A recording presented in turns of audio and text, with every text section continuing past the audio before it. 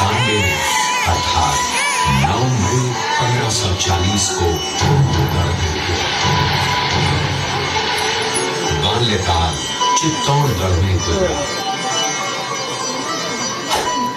सन 1567 में अकबर ने जब चित्तौड़गढ़ पर आक्रमण किया तो मेवाड़ के प्रमुख सरदारों और सेना नायकों के आग्रह पर महाराणा उदय सिंह ने चित्तौड़गढ़ छोड़ दिया। अपने देश, कुल, गौरव और मातृभूमि की मर्यादा के लिए प्राण न्योछावर करने वाले योद्धाओं और लड़ाओं से प्रताप ने न केवल सीख ली बल्कि ये घटना उनके जीवन का आधार बन गई। 1572 को महाराणा उदय सिंह का देहांत हुआ।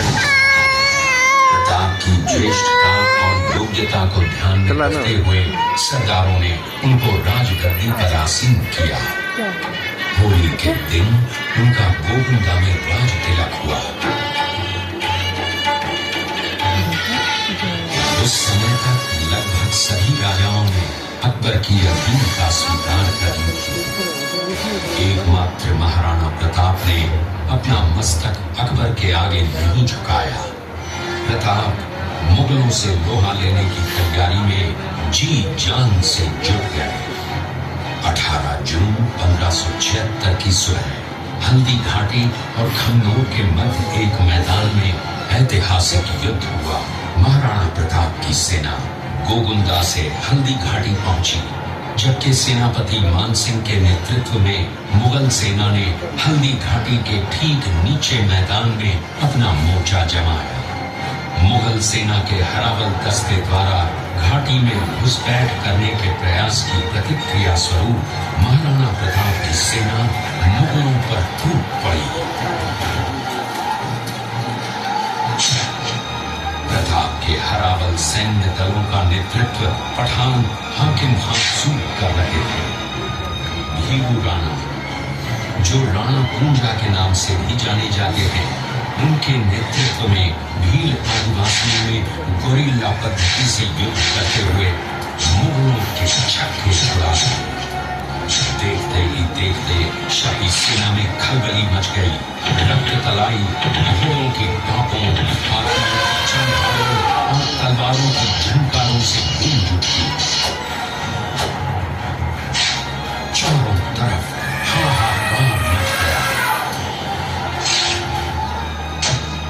युद्ध का घटनाक्रम अचानक उस समय बदल गया जब प्रताप ने अपने घोड़े चेतक को एड़ लगाकर मानसिंह के हाथी पर चढ़ा दिया और उस पर भाले से भरपूर वार किया। मानसिंह हौदे में दुबक गया। हाथी से उतरते समय चेतक की एक टांग कट गई। इस स्थिति को भांपकर महाराणा प्रताप के हमशक्ल सेनापति झालामान ने महाराणा प्रताप से आज्ञा लेकर उनका राजमुकुट धारण किया। मुगल सेना झालामान को महाराणा प्रताप समझकर उन पर टूट पड़ी और झालामान शहीद हो गए। उधर चेतक ने अपने स्वामी को 5 किलोमीटर तक 3 टांगों पर ही लेकर एक बरसाती नाले को पार किया।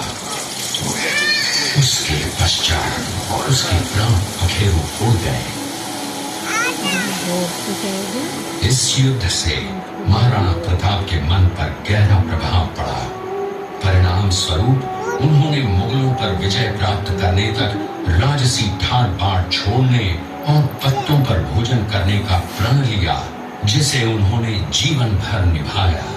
महाराणा प्रताप ने अपना सैन्य बल बढ़ाकर सर्वप्रथम अरावली पर्वत की घाटियों में बसे दिवेर पर चढ़ाई कर विजय प्राप्त की। इसके बाद कुंभलगढ़ पर भी विजय प्राप्त की। सिर्फ चित्तौड़गढ़ को छोड़कर सारे मेवाड़ को अपने अधीन कर लिया। कालांतर में महाराणा ने चावंड में अपनी राजधानी स्थापित की।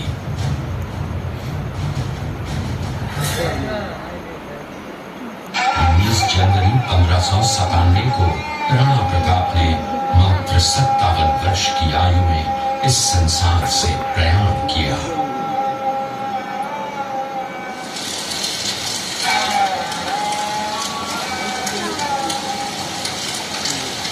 हल्दी घाटी का युद्ध एक सांप्रदायिक युद्ध न होकर आत्मसम्मान, मातृभूमि की स्वतंत्रता व स्वाधीनता का संघर्ष था। इसका प्रमाण ये है कि जहां पर अकबर की सेना के सेनापति जयपुर के राजा मानसिंह थे, वहीं पर महाराणा प्रताप की सेना के सेनापति काबुल के हाकिम फासूर थे। महाराणा प्रताप स्वतंत्रता की वेदी पर एक ऐसा अंगारा था जो आत्मसम्मान व देश गौरव के लिए दिन रात जलता रहा, धधकता रहा और अंत में बुझकर भी उसने देश में ऐसा लौह भर दिया जिसकी प्रखर किरणों ने भारत माता को गुलामी की जंजीरों से मुक्त कराने के लिए सदा प्रेरित किया।